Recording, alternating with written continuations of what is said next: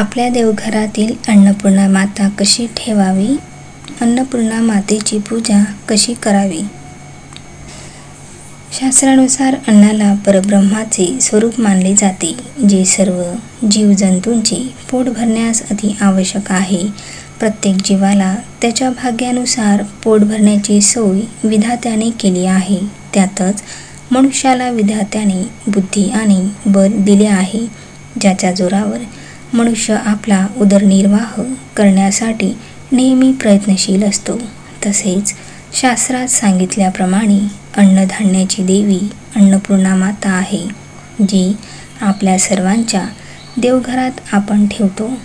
प्रत्येकाला वाटते की आपल्या घरात कधीही धनधान्याची कमतरता भासू नये, घरात सुख समृद्धी आणि शांती टिकून राहावी. पण बऱ्याचशा लोकांना हे माहीत नसते की देवघरात अन्नपूर्णा मातेची मूर्ती कशी ठेवावी आणि त्याची पूजा कशी करावी. तर आपण हे जाणून घेऊ की घराच्या देवघरात अन्नपूर्णा मातेची मूर्ती कशी ठेवावी, सोबतच पूजा कशी करावी, कोणते नियम पाळावेत. आपल्या देवघरात अन्नपूर्णा मातेची मूर्ती ही कधीही थेट अंथरलेल्या वस्त्रावर ठेवू नये.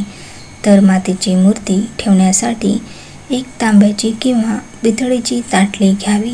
त्यानंतर त्यात गहू किंवा तांदूळ घालावे. त्यानंतर त्या गहू किंवा तांदळावर हळद कुंकू वाहावे आणि त्यावर अन्नपूर्णा मातेची मूर्ती ठेवावी. अन्नपूर्णा माता ही धनधान्याची देवी आहे आणि म्हणूनच ही मूर्ती धान्यावर ठेवण्याचे विशेष महत्त्व आहे. तसेच जर तुम्ही दररोज पूजा करत असाल किंवा तुमच्या सोयीनुसार पूजा करत असाल, तर त्या प्रत्येक वेळी किंवा मंगळवार, शुक्रवार आणि पौर्णिमा या दिवशी त्यातील थोडे गहू किंवा तांदूळ रोज वापरतो त्या धान्यात घालावे व बाकीचे पक्ष्यांना खाऊ घालावे. याच प्रकारे त्यातील गहू तांदूळ बदलत राहावे. अशा प्रकारे अन्नपूर्णा मातेची संपूर्ण वास्तूवर अखंड कृपादृष्टी राहते आणि आपल्या घरातील सर्वांना माता अन्नपूर्णाच्या आशीर्वादाने आरोग्य व सुख समृद्धी लाभते. घरात नेहमी सुख येऊन व्यक्ती समाधानी राहतो.